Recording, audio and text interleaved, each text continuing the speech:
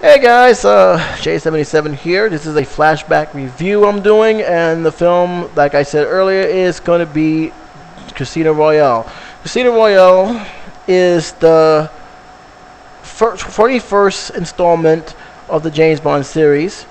It also happens to be the very first novel that Ian Fleming had wrote about the character, and it is also the first adaptation of Ian Fleming's novel since The Living Daylights. Now, this film, I'm going to be very honest, my thought on this movie when I heard they was going to do another one, because there was actually two other ones. One that was being a TV series in the late 50s. The second one was a comedy spoof in 1969. Both of them did not do well at all. It was, horrible, terrible, and basically forgettable.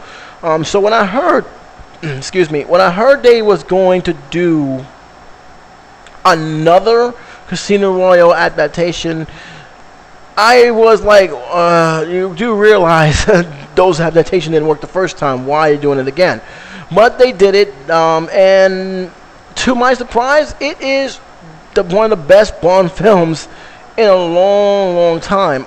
Let me explain what I liked about the film first and what I didn't like about the film, because there's a little bit of stuff I didn't like the film, and also the stuff they took a gamble with, which I actually think actually worked. Let's start with what I like about the film. I liked the story arc. The story behind it, how James Bond became James Bond, was pretty damn impressive. How they made him pretty much not this untouchable, he can solve everything just by his gadgets or his wit. He was pretty much raw. He was green. He was not like he was not like the Bond that we came so used to seeing in the big screen. And that was a good thing, because the one thing I did not like, even with the Pierce Brosnan Bond, which I actually enjoy very, very much, is they made him more of a cartoon character, in terms of him not getting hurt, in terms of him doing outlandish, over-the-top things that only you'll see in a superhero movie. And it got to the point where it's just gotten, too cartoonish. I mean, there's the invisible claw and everything else. This Bond clearly was not that kind of Bond. He was more of, okay, I'm a thinking Bond, but most of all, I'm an assassin. This is how he was. He was a dark, edgy, no-nonsense kind of guy. And I liked that, because even though he was 007, he was also very, very prone to injuries. He was also very, very, he wasn't this immortal guy. He made mistakes in this movie. His ego almost got the best of him. He's not that, oh, I can solve every problem. He makes mistakes.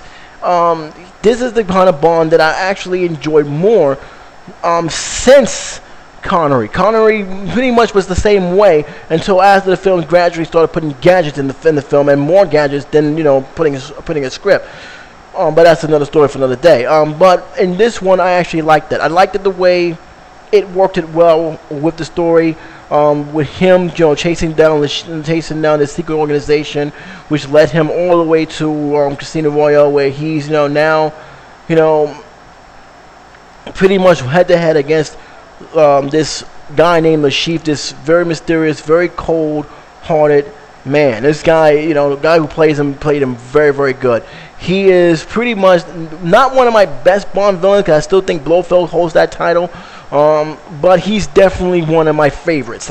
He really played that cold-hearted guy, and like the book, he's the only one that Bond did not beat. That's how deep this guy is, because Bond did not beat this guy.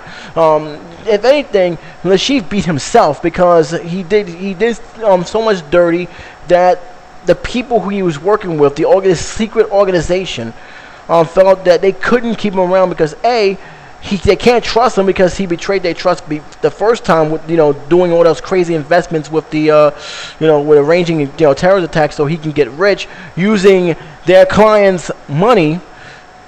And B, they know they can't. They know that once he has no fundings, they're gonna betray him, because there's no way he can go. The only safe haven he has is to go to the government and exchange for information about all these organizations.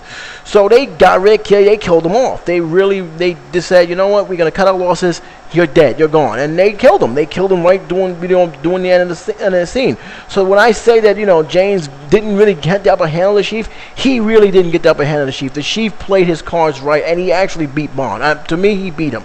More so than any other villain, I think. Even Blofeld never had that kind of success. So he, to me, technically beat Bond. And it wasn't for the fact that, you know, that his own organization killed him, and the fact that the organization still need Bond, he would have been dead in a nanosecond.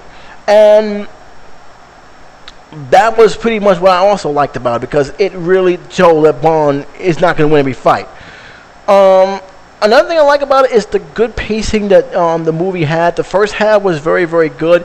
Although I was a little bit surprised how much less dialogue Daniel Graig had in the first half. He really didn't have much dialogue, and I don't know if that's one of the reasons why I actually liked the first half better than the second half. But the chase scene with the African chase scene was great. I thought that was one of the best chase scene.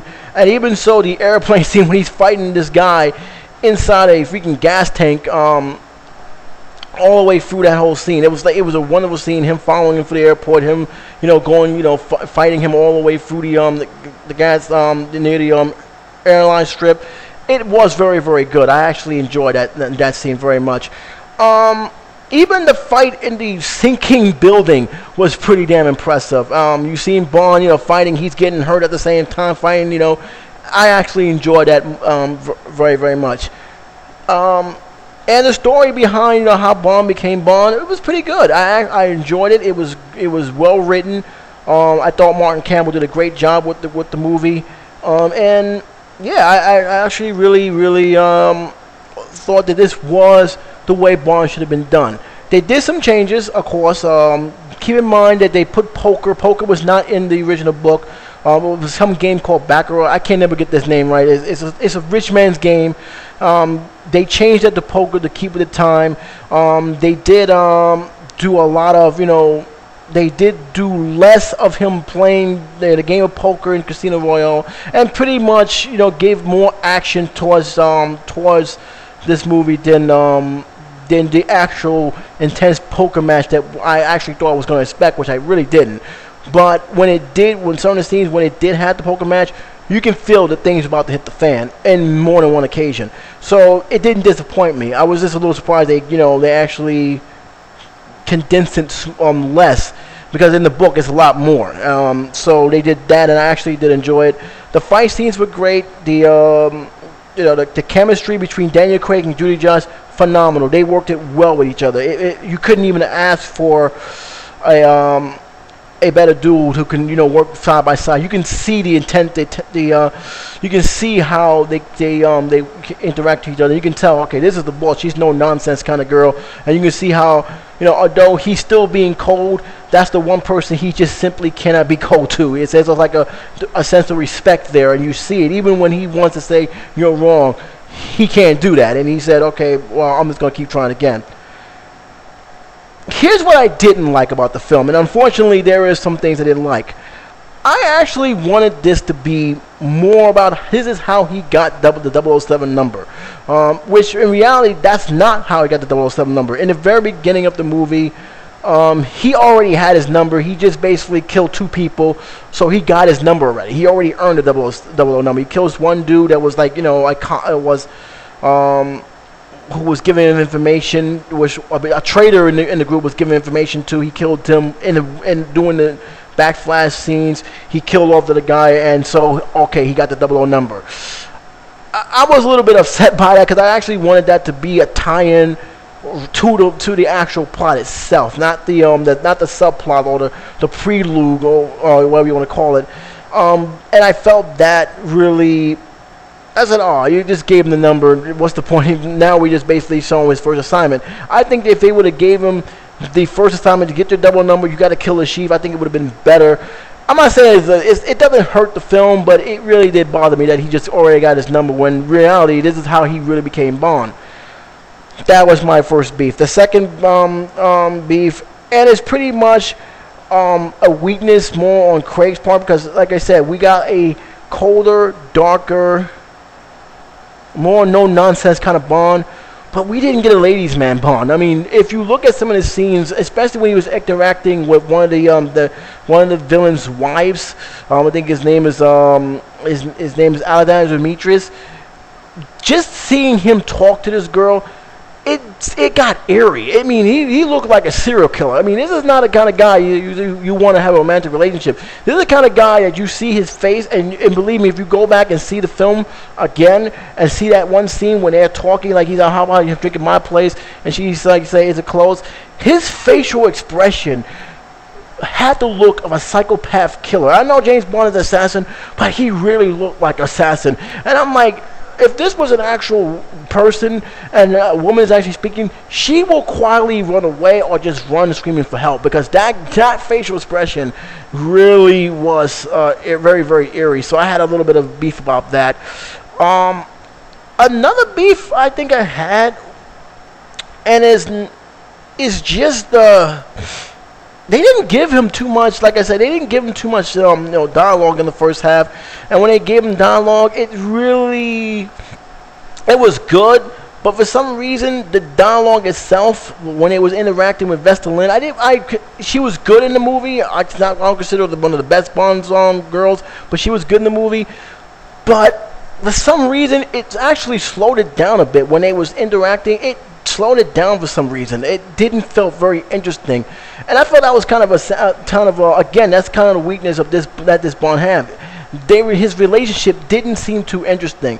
Although I do believe Evan Green played a very good job of that role, I just didn't see how I didn't see really how they would actually get together in the end. I also felt a little bit of disappointed that they put the gun logo as part of the story arc and not the rated edition. I understand this is actually the first book, and probably that's probably why they did it, but I really had a little bit of a beef on that. And that's pretty much it. But all in all, I thought this film was great. It gets 3.5 stars from me. I enjoyed the story. It is a great Bond film. Daniel Craig pretty much shut up his criticism of making this Bond film, so I was very happy about that. And I'm also was deeply surprised how it ended. I mean, the ending, I knew Vince Berlin was going to die. They actually changed the whole thing, because she didn't die the way they did in the book. She died by, taking sleeping pills. This was a totally dramatic death. I'm like, wow, that's an impact. And I think that was a great way to pretty much sums up that thing, because you can see in Bond's face that he actually did love the girl. And it worked it perfectly. I said, this is a great thing. But it also taught, and sorry, I'm jumbling words here, but that scene alone pretty much solidified, okay, you're not going to have a normal life. As long as you're a double agent, you're going to have to deal with stuff like this. And it ended pretty well. So that's pretty much it. I'm not going to, I'm running a little bit out of time here, but my feeling is it's a good movie. It's one of the best Bond films you've seen. It's going to get 3.5 stars from me. Love the music from David Arnold as always. He's one of the best ones since the late John Barry have done it, and Monty Norman, for that matter, who did the original Bond theme music. I thought Martin Campbell, he's definitely one of the best directors to do it. I'm glad he came back for this one. This for me is one of his best works, and pretty much I give it a recommendation. This is pretty much what you expect from the Bond. It's close to the book, and this is pretty much I'm hoping. Let's put it this way. I'm hoping to see more of this with the 23rd, the 22nd. I'll get to that in the near future. But for me, if anything else, this film really did the job. So that's pretty much about it. Until then, I hope you guys take care, and talk to you soon.